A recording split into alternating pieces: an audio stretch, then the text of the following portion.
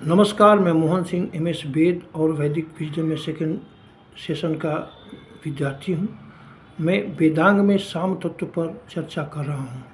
जिन बिंदुओं पर मैं चर्चा करूँगा वे इस प्रकार है। साम का अर्थ और महत्व, संस्कृत के विभिन्न ग्रंथों में सामगान की महिमा का उल्लेख, प्रातिशाख्य ग्रंथ, पाणिनि शिक्षा और नारदी शिक्षा में वेदांग का उल्लेख, निरुक्त में विभिन्न सामों का निर्वचन और देवताओं के साथ उनके संबंध और अंत में निष्कर्ष।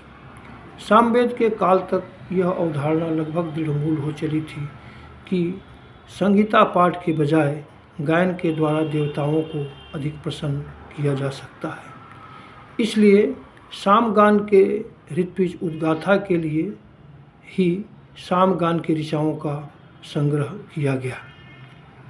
इस काल में यह अवधारणा भी खूब प्रचलित हुई कि जिन यज्ञों में सामगान का गायन नहीं होता वे यज्ञ नहीं कहे जा सकते। इसलिए तैत्तिरीय संहिता में कहा गया है, अयज्ञो वा एष यो सामा। साम का अर्थ होता है दोष रहित स्वरों से युक्त गान।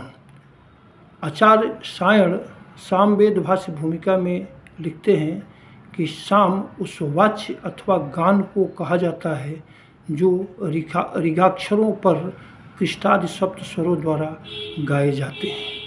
अर्थात प्रारंभ में साम शास्त्रीय संगीत के रूप में ही उपस्थित था।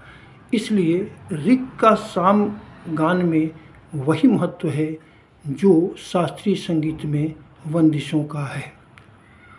ऋग्वेद में साम तत्व का उल्लेख करते हुए कहा गया है, समानि यो वेति वेद तत्वम्। जो साम के रहस्य को जानता है वही वेद के रहस्य को जान सकता है।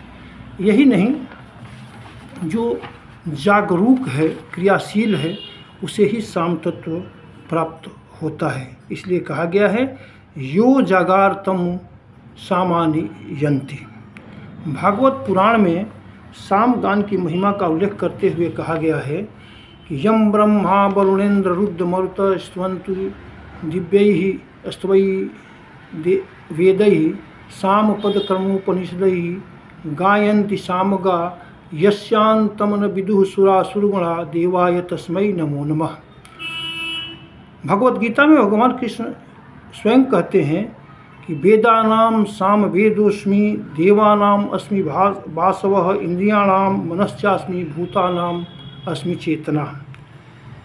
साम वेद में वेदांग के महत्व को रेखांकित करते हुए महर्षि पातंजलि कहते हैं कि वेदांग के द्वारा ही वेद राशि की रक्षा की जा सकती है।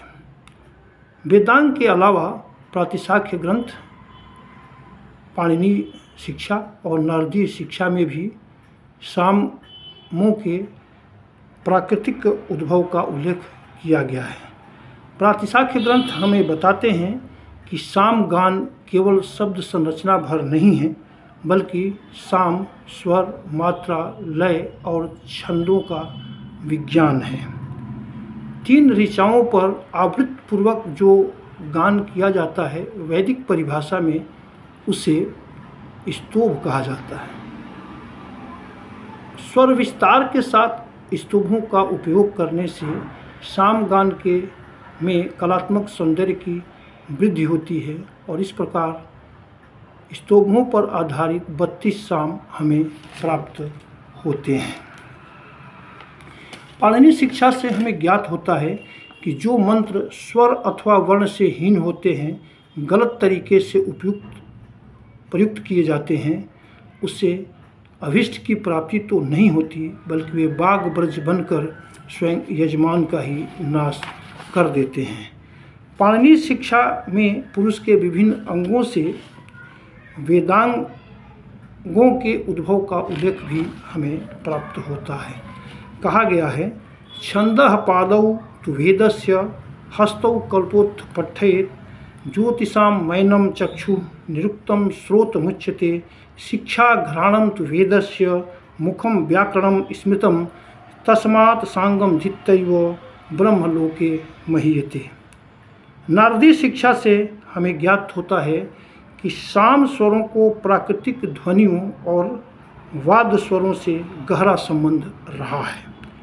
नारदीय शिक्षा से हमें यह भी ज्ञात होता है कि संगीत के 7 स्वर प्रकृति प्रदत्त हैं, पशुओं और पक्षियों के बोलों से निश्चित है, और यह खासकर उल्लेखनीय है कि उनका उद्घाटन, उनकी खोज मनुष्यों द्वारा नहीं, पशु पक्षियों के बोलों द्वारा किया गया है। इसलिए कहा गया है कि षड्जः कौच निष्क्रांतो ऋषभो विषानी स्वनः गंधारो मिशानी श्वानो मध्यमः कौच नादितः पंचम कोकिलगीतः षष्ठो स्वानि स्वनः स्मृतः निषादो गज घोषेण साम स्वर समुद्भव।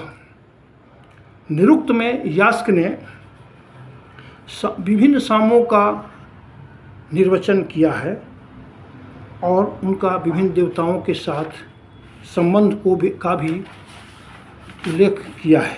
जैसे त्रिवृत्त, स्तोम तथा रथंतर साम का संबंध अग्नि से, पंचदश स्तोम तथा बृहत् साम का संबंध इंद्र से, सप्तदश स्तोम तथा वैरूप साम का संबंध आदित्य से, सप्तदश स्तोम तथा वैराज्य साम का संबंध पृथ्वी से, त्रिवण स्तोम तथा साक्वर साम का संबंध अंतरिक्ष से, त्रैस्त्रिंश स्तोम तथा रैक्व साम का संबंध द्युलोक से बताया गया है।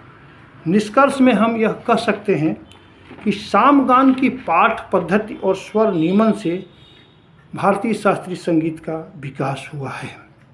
अद्यतन अध्ययन और अनुसंधानों से ज्ञात होता है कि वैदिक सामगान की पद्धति ने विश्व की अन्य सभ्यताओं के संगीत को भी प्रभावित किया है।